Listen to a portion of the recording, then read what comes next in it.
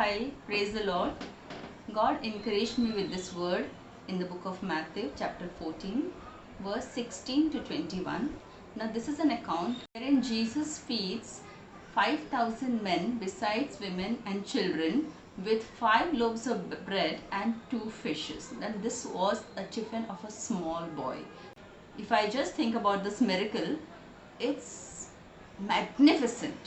It's something very big, something astounding. And if such a thing happens with us, I think we all will stop there for a long time. We'll make videos about it, we'll speak to people about it, we will make a big show of it. But what encouraged me here was in verse 22, the word says, immediately Jesus makes his disciples to get into a boat and go to the other side. Now that word immediately gave me so much of encouragement, in the sense that Jesus is not waiting at the site of a miracle for too long. He did it. Yes, it's good to remember what Jesus did in our lives, but that's not all. He wants to do something big, something more in our lives, because our God is a God of strength. Our God is a God of glory. In other words, he goes from glory to glory, strength to strength. So my dear, please do not wait or halt at the sight of your first miracle. It's good to remember, as I told you earlier, but God wants to do more. Because that word immediately, he makes his disciples get into the boat and tells them, bye bye, go to the other side, I'll meet you there. Now what he does, he goes to a mount, he disperses the crowd and goes to the mountain all by himself to pray. Now Jesus, the Son of God, 100% God, he had to commune with the Father. He wanted to spend that intimate time, with the Father. He is the way, the truth and the life. He taught us how to live in this life. We can't be victorious without this particular aspect in our life. We want miracles, we want supernaturals in our lives, but that's what Jesus was maybe showing his disciples, that this is the way out.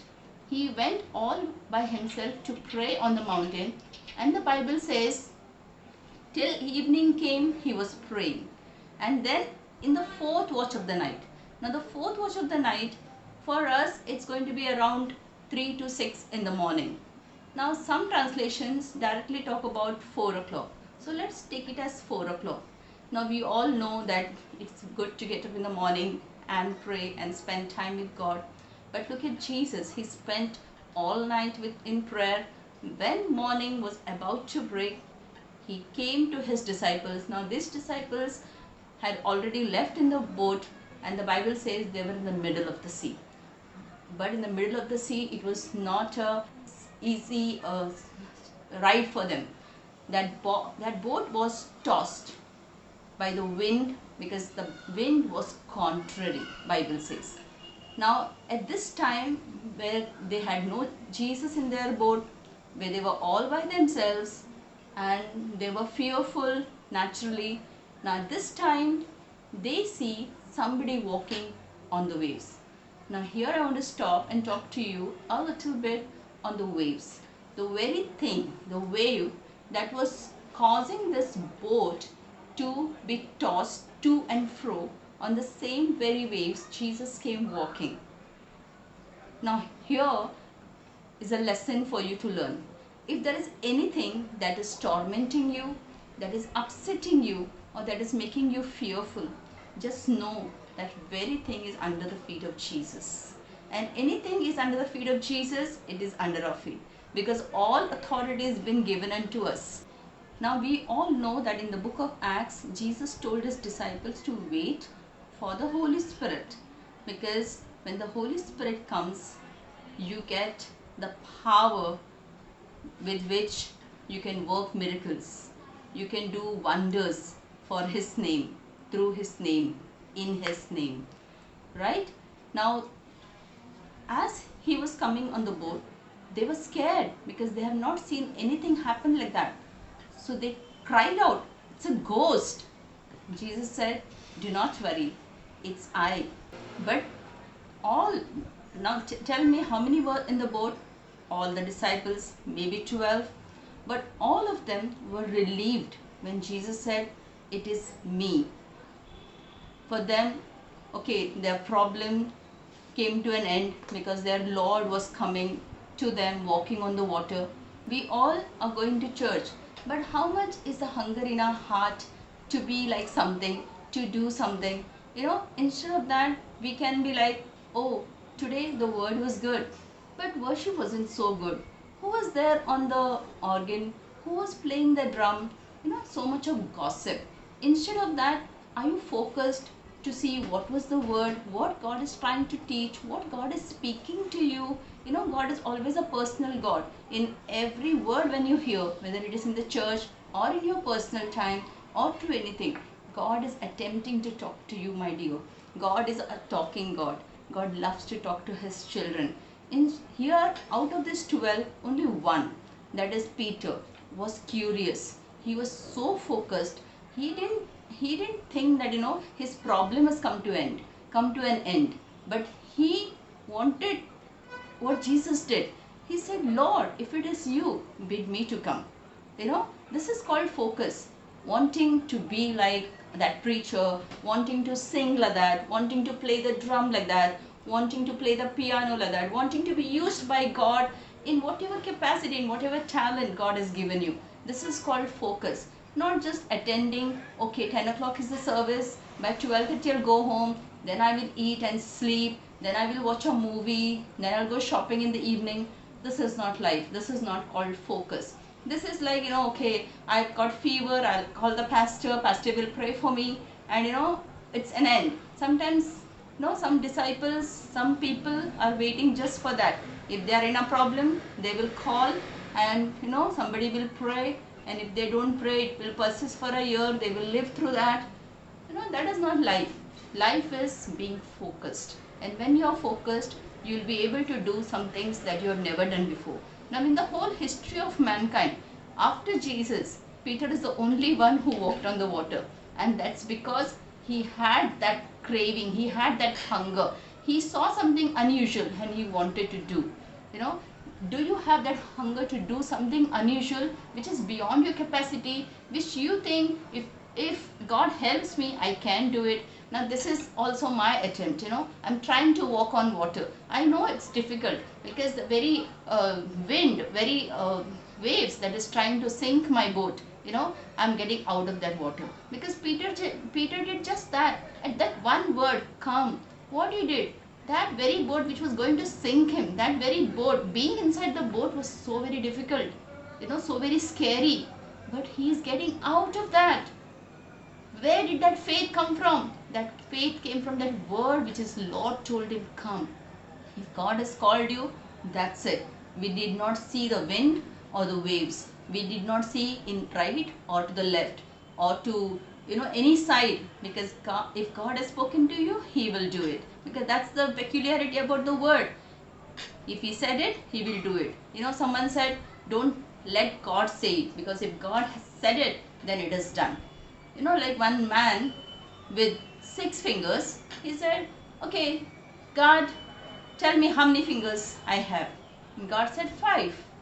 I said, I knew that you don't know about my fingers. I have 6. And he went to show, and there was 5. That's what I'm trying to tell you, beloved. If God has said, then it will do.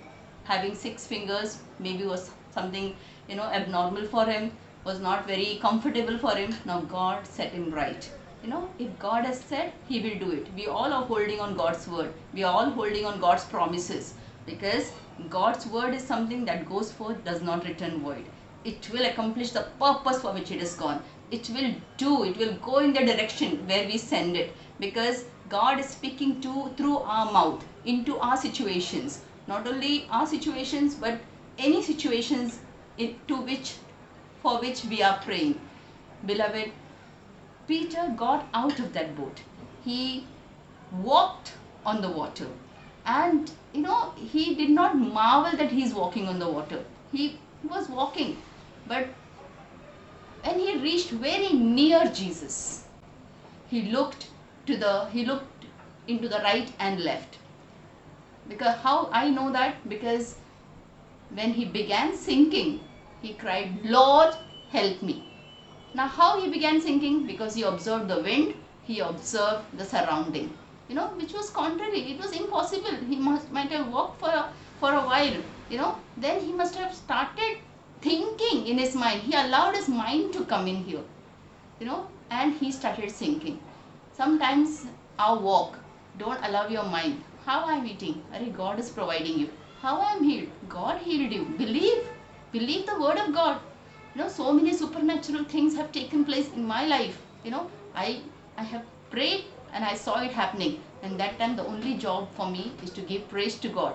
Continue looking to Jesus. Here he removed his focus from Jesus just for a second and he began sinking. There are so many instances in my life where I really, if I look back, I will think, oh, how did that happen?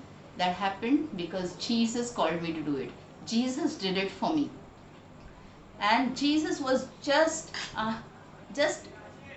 very near to him, because as he called out, he picked him up. He reached out his hand, Bible says, and he picked him up.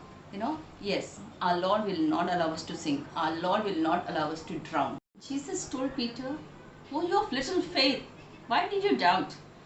Now, with that little faith, he could walk on the water. But what negated that little faith was that little doubt that came along with it. Beloved, if we have little faith, yes, I agree that our faith is little because God has given us all the measure of faith. But we have to put this faith to work and increase this faith. Build on this faith. Keep on believing God. Because instead of doubting, if you continue to believe, I believe that little faith will increase and will become big faith, great faith, which Jesus will honor one day, because he honored great faith of many people in the Bible we see. And then Bible says that when they got into the boat, this is very important, beloved, when they got into the boat, the wind ceased. The wind was in the control of our Lord. He is the Lord over the wind, the storm, the rain, the hurricane, and today he has given us that authority. Because immediately after this was over, naturally this came to teach us something. So if anything happens, just know that what I can learn. Can I grow in my faith in this area? Can I believe and see great things happening in my area? Because that is just for temporary, just for a time that it has come, because Bible says anything that you see which is not of God is temporary. All these things will pass away, but what is permanent is the word. What is permanent is his will, which is beautiful. Therefore he says, I know the plans that I have for you, plans to prosper you and plans to give you a hope and a future. Our God has planned it all out. He has planned our future. He has planned everything. That's the reason he said, go to the other side. They already had the word that they have to go to the other side. And if God has said it, he will do it. Let me pray for you. Father, I thank you for this time. I thank you, Lord God, for all those who are hearing me at this time. Lord, I pray that whoever is running on low faith, Lord God, that you would use that little faith, Lord Jesus, for them to come out of their troubles, come out of their problems, come out of the area, oh Lord God, in which they are struggling. I thank you, Lord. I thank you for all the listeners, Lord God. I pray that you would bless them, bless their families, Lord God. And, oh Lord God, keep them, Lord Jesus, oh God, that faith, oh Lord God, to believe you, oh God, believe your word, spend time with you, oh God, and see great things happening in their life. In Jesus' mighty name I pray. Amen.